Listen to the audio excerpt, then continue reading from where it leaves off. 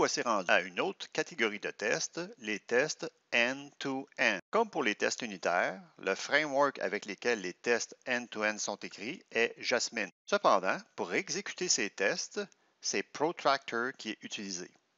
Protractor est un programme en Node.js qui utilise Selenium pour permettre aux tests d'interagir avec le navigateur. C'est tout l'intérêt des tests end-to-end, car l'idée des tests end-to-end est d'interagir avec l'application de la même manière qu'un utilisateur le ferait dans son navigateur.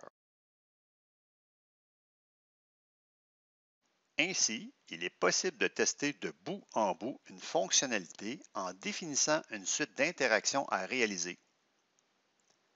Cette suite d'actions est ensuite exécutée par Protractor dans les navigateurs définis, ce qui est bien pratique car cela permet d'identifier automatiquement les écarts ou les différences entre les navigateurs. Vous pourriez tester le comportement de votre application dans Chrome, dans Firefox ou dans Edge. Les tests end-to-end ne remplacent pas les tests unitaires pour de nombreuses raisons. Cependant, ils sont complémentaires. Ces deux types de tests sont très importants. Les tests end-to-end vous permettent de simuler le comportement d'un utilisateur dans le navigateur comme vous le voyez actuellement.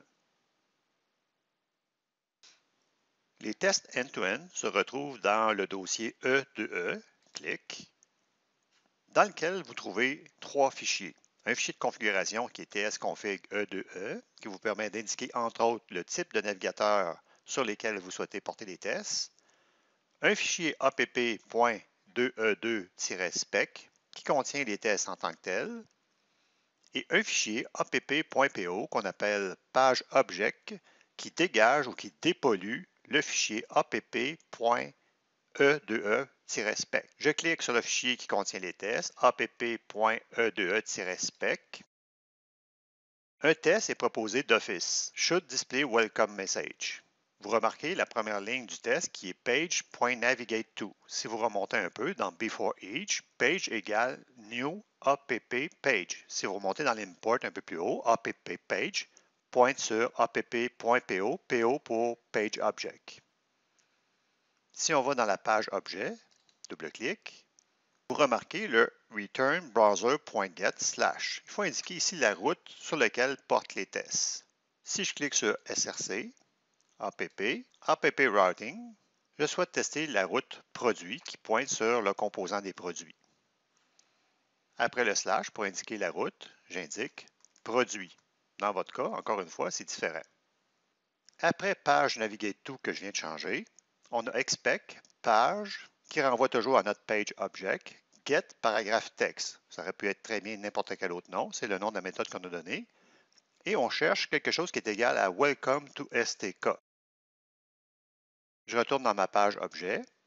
On voit la méthode getParagraphText qui aurait pu être n'importe quel autre nom. Et il existe des outils pour fouiller le DOM.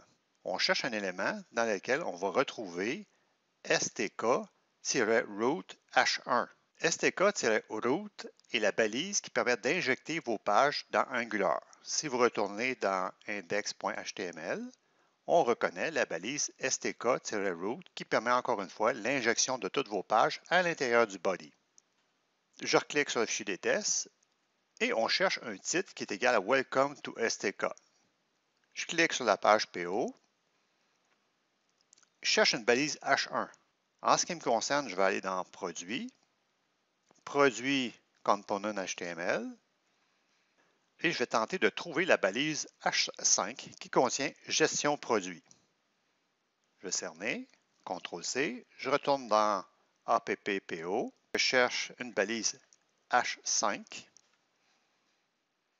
Je retourne dans mon test et je vais changer le equal pour cerner, gestion de produit.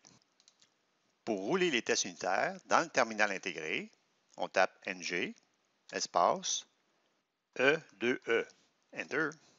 Par défaut, le navigateur Chrome est testé à cause de ma configuration de base. Il y a une recherche qui va s'effectuer dans le DOM à partir des instructions de la page PO. Chrome est contrôlé par un logiciel de test automatisé et le test est un succès.